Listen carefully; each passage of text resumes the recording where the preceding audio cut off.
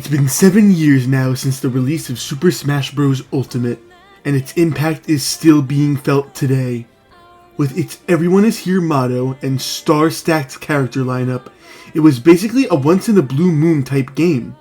Masahiro Sakurai literally needed IV drops to make the game, so it is our duty to cherish it for all of time. Anyway, screw that game, let's talk about the Nintendo Switch 2.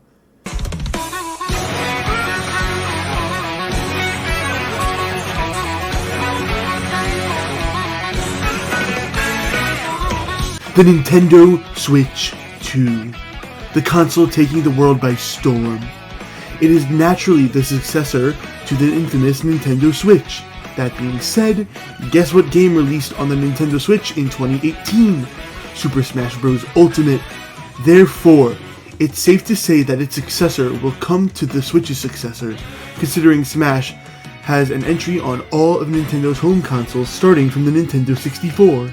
So, that begs the question, what is this game going to look like? Who are the characters? How will they play? What are the stages? Well, sit tight because I'm about to speculate what exactly Sakurai plans to do for Super Smash Bros. For the Nintendo Switch 2. Tentative title. Let's start off where the juice lies. We'll go from there. Considering Ultimate had every fighter in Smash history and then some, what are we to do about that? Is there truly a way to get Ultimate 2 with every veteran in history and then some newcomers? No. That would probably be a nightmare to develop, and I think that there could be room for this sort of roster to grow and create its own identity. With that being said, let's discuss the roster. We're going to be going with a veteran pool of 48. Now, you'd probably think that they would go for a smaller veteran pool, maybe the size of it being like that of Brawl or even Smash 4. However, I believe that this so-called roster cut isn't going to be as bad as people say. Now, for the newcomer pool, I'll be going with 17 for a final roster of 65 characters. Compared to Ultimate's 89, I think this will be just fine. Anyway, without further ado, I present my hypothetical Smash for Switch 2 roster. Alright folks, prepare to seethe. The official Typo Smash roster cut is finally here. Who will make it in, and who will be left to die? Let's start off simple. The original 12. Mario, Donkey Kong, Link, Samus, Yoshi, Kirby, Fox, Pikachu, Luigi, Ness, Captain Falcon, and Jigglypuff are all in. I feel as if it would be heinous not to include all of them. Yes, Jigglypuff too.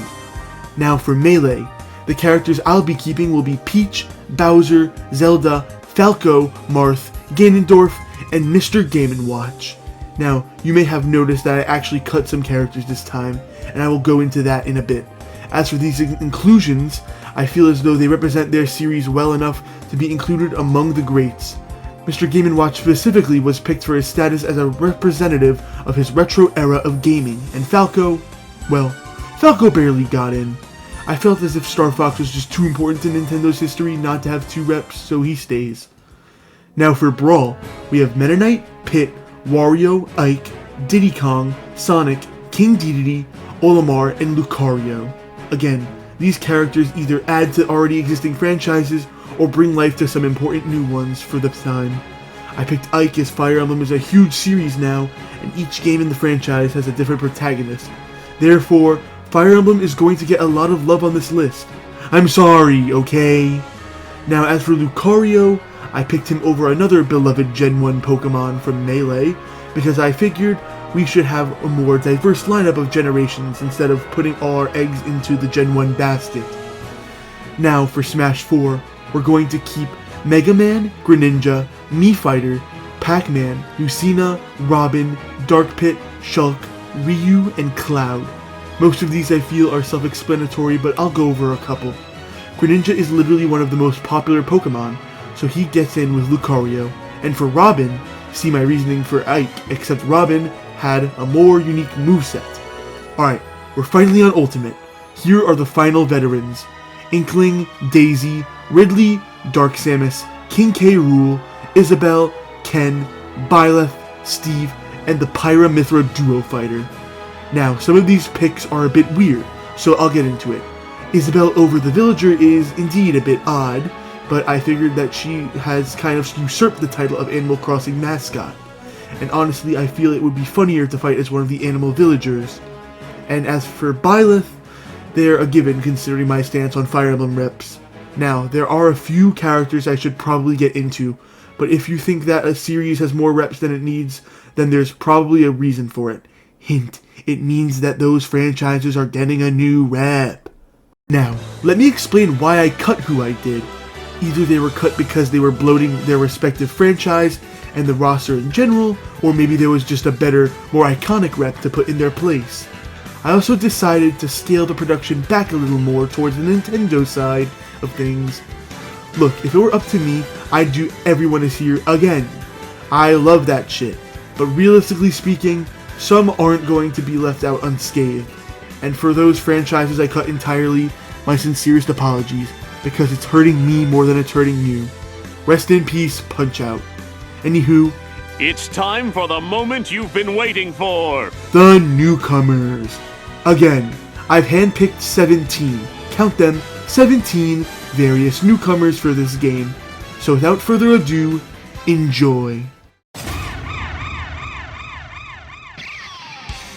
Pauline, who debuted in the original arcade Donkey Kong and made a resurgence in Super Mario Odyssey, is our first newcomer. Much like how Rosalina gained a stupid amount of popularity and got into Smash 4, it's now Pauline's time to do just that with this entry. Her moveset would likely revolve around the fact that she sings. Maybe she can even throw her hat for some attacks. Maybe she can even jump on it for mobility. I don't know. She'd probably have a lot of references to the arcade Donkey Kong as well. I personally think that with Donkey Kong Bonanza featuring Pauline as a secondary protagonist, her chances are a lot higher than we think. Dixie Kong is pretty much one of the 3 playable pillars of the Donkey Kong Country series, and with Donkey Kong Bonanza, I could genuinely see the Donkey Kong series represented with 4 fighters. You have King K. Rool, the villain, and then Donkey Kong and Dixie's boyfriend, Diddy Kong. In terms of a moveset, she would certainly use her hair a lot to fly around and shit. That being said, I don't think it's impossible that she ends up as a Diddy Echo fighter. She could just have a different up special, and she could even use her bubblegum pop gun. Whether she's an Echo or not, though, I think Dixie Kong has earned her spot among these gaming icons.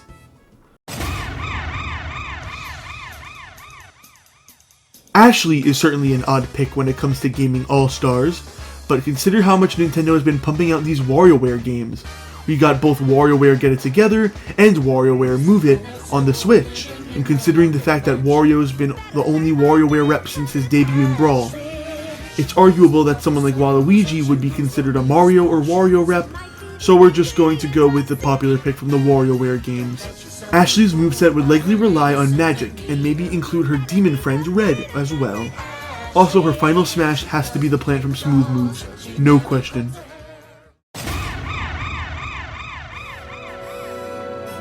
Rauru is what one might consider a Tears of the Kingdom new-gen type character. However, he does appear in a different form in Ocarina of Time. We'll be looking at his Tears of the Kingdom variant though, so ignore what I just said. He's the first King of Hyrule and an important character, as he gives Link his right arm, which allows him to use Ultra Hand abilities. So let's have Rauru use Ultra Hand and other Zonai abilities. He could build constructs, use the Ascend ability for recovery, recall. There's just so much you could do with this kind of character, and even if I'm more of a Skull Kid fan myself, I think we will probably see Rauru over him.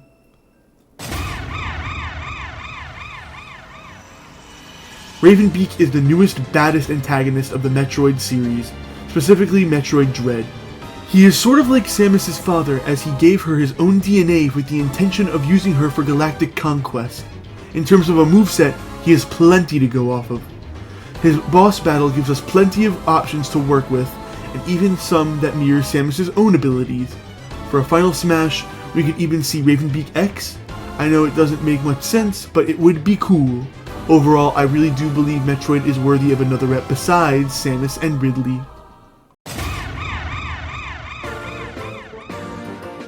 Bandana Waddle Dee. the last of Kirby's core 4 to not be playable in Smash yet.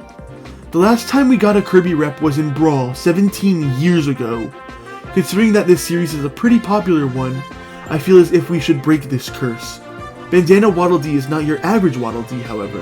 He has a bandana and a spear, which his moveset would heavily rely on. With the lack of any spear fighters, I think he would genuinely be a breath of fresh air among a sea of sword fighters. Reunite the core 4. Now. Meowscarada is yet another Pokemon rep, one from Scarlet and Violet specifically. More times than not, we see a Pokemon from the newest generation make their way into Smash. With that being said, we have Meowscarada from Gen 9. There also seems to be a lack of grass types represented, as Fire and Water both have 2 reps in Ultimate while Grass has 1. Meowscarada could also use magician-like abilities for their moveset, which would be quite unique for a Smash character. Mix that in with their nature as a grass type and you have a pretty unique addition from Pokemon. Alear is what many people are dreading when it comes to the next Smash game. However, the newest Fire Emblem protagonist is usually represented, so hear me out. Alear is a divine dragon, but we don't particularly need to lean into that. What we can focus on is his or her abilities using the emblem rings, as that is what gives characters from Fire Emblem Engage much of their power.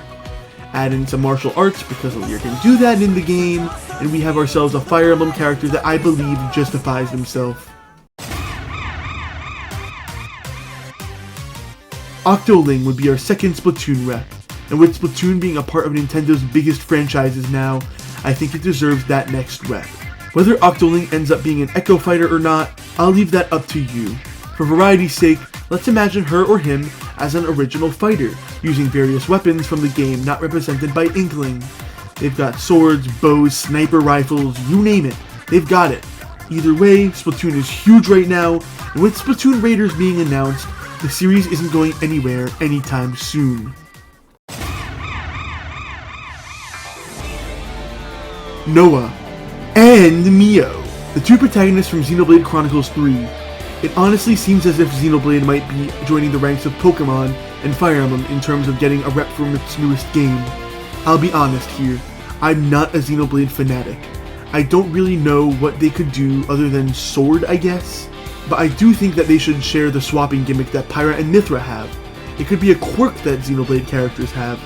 Other than that, I think it's safe to say that this duo will probably be added. Ring Fit Trainee is the protagonist of the hit Switch game Ring Fit Adventure. As the 13th best-selling game on the console, it's no slouch. Therefore, as we do indeed need a pick of this kind, I believe that Ring Fit Trainee fits our roster like a glove. She'd be a replacement of sorts for Wii Fit Trainer, using exercise techniques to empower herself with the titular ring. There's not much else to say except that Nintendo would be foolish not to add this new face to their roster. Takemoru will be this game's retro pick, as he originated on the Nintendo Entertainment System classic The Mysterious Murasame Castle in 1986. The game was actually referenced in its very own minigame on the Wii U's Nintendo Land, so Nintendo still remembers it exists. That being said, he would certainly lean into his skill set of being a ninja for his moveset. Throwing knives, swordplay, and all of that would contribute to another classic retro pick.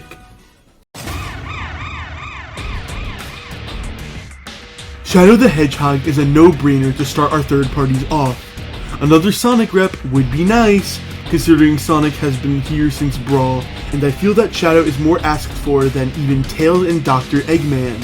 Again, whether he'd be an Echo, I'll leave that up to you, but I could really see his moveset leaning into his Doom abilities from Shadow Generations. Doom Wing for recovery, Doom Spears for projectiles. Really, I see a lot of potential when it comes to Shadow. Definitely enough for him to rival Sonic. Chun-Li would act as another Street Fighter rep, adding on to Ryu and Ken. With Street Fighter being one of, if not the most well-known fighting game series, I feel as if its most notorious lady should probably be added at some point. Something we often see with third parties in Smash is that each franchise only gets represented by their protagonist. However, I'm looking to change that with Shadow and now Chun-Li. she would act the same as our fighting game reps, where she would face the opponent at all times and would specialize in different kicks. Overall, a solid choice for our roster. Shantae would be Smash's first indie rep, a slot that many are fighting for. However, with Shantae originating on Nintendo hardware back in 2002, she would pretty much be the first of her kind. Shantae would use her hair for basic attacks, whipping it at enemies, but for her specials, that's where her transformations come in. From a monkey to an elephant and even a harpy, there's basically a ton of material to make a moveset off of. Crash Bandicoot used to practically be the face of Sony's PlayStation, until he wasn't. Regardless, he made a comeback for like 3 seconds, so his relevancy hasn't died completely, right? Either way, the people yearn for Crash, and I could see him as this big reveal for the next game. He'd obviously use his classic spin attack, but we could also see Aku Aku and potentially Wumpa Fruit incorporated into his moveset. I'm not entirely sure. All I know is that one way or another, we need to see Crash fight alongside Mario and Sonic, just like in the early days of the console wars. Finally, we need a heavy hitter for our last character, and what better way to hit than to hit hard.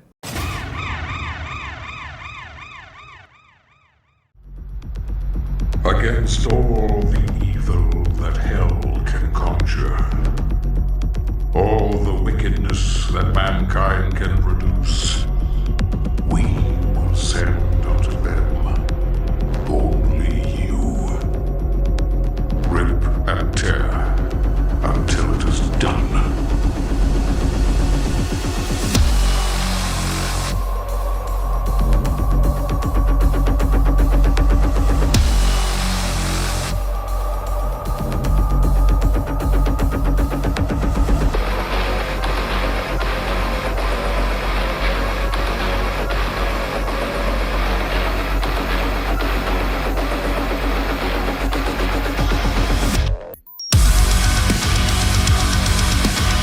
Doomslayer would essentially be this game's biggest character.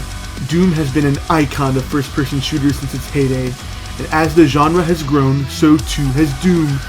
Now, what better way to pay tribute to one of gaming's biggest genres than to put the face of FPS's in Smash? Doomslayer has way too many weapons to choose from, but we would definitely have to see the Crucible for melee attacks, and the classic Super Shotgun as well as its meat hook. I'm serious. Swinging across the map using the meat hook to grapple onto opponents would be a dream come true.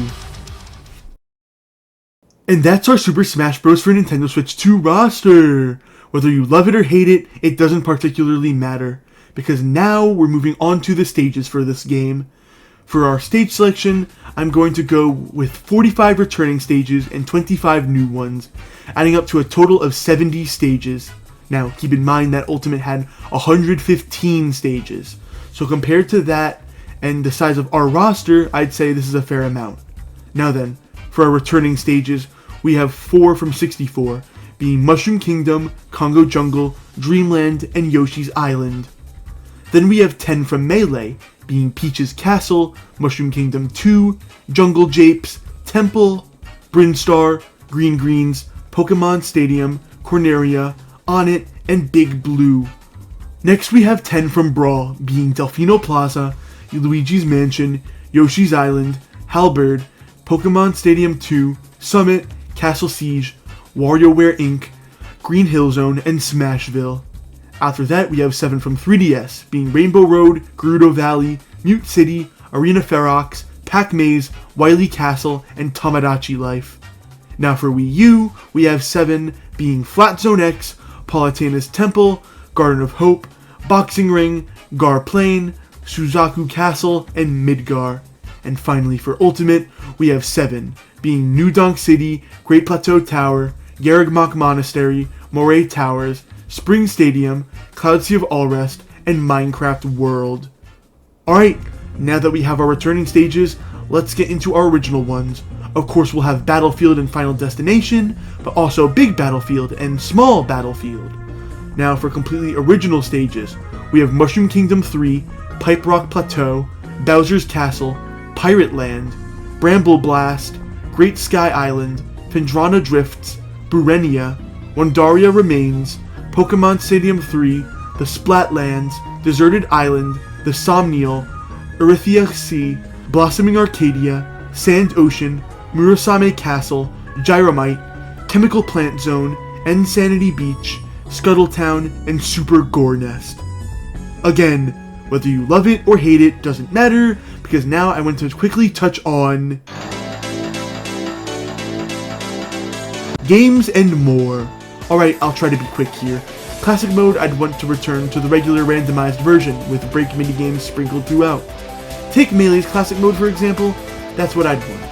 Personalized classic mode was cool, but I preferred the randomized battles. Maybe make it a mode? I don't know.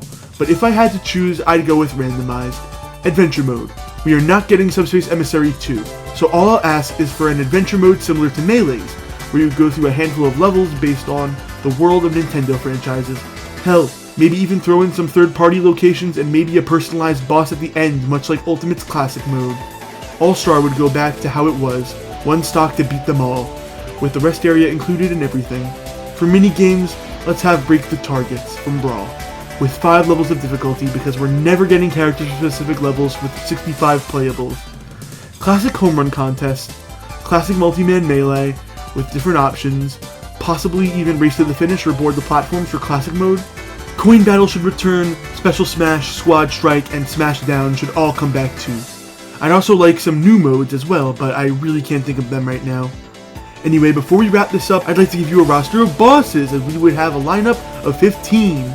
Those being Master Hand, Crazy Hand, Giga Bowser, Lord Frederick, Ganon, Kraid, Marks, Eternatus, Fomortes, DJ Octavio, Plasma Wraith, Hades, Death Egg Robot, Ender Dragon, and Omega Flowey. Boss Rush would also be unlocked after you've beaten every boss once. It would be like it was in Brawl.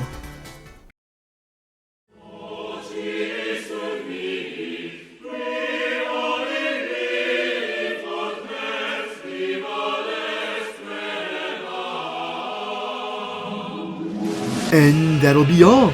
Super Smash Bros. For the Nintendo Switch 2 is an inevitability at this point. Smash is one of Nintendo's biggest moneymakers, and I can't see them killing the series anytime soon. Hopefully with this hypothetical entry, I was able to do the series justice. If you have some thoughts about this game, leave them down in the comments below. Now all there is for us to do now is to wait for its release.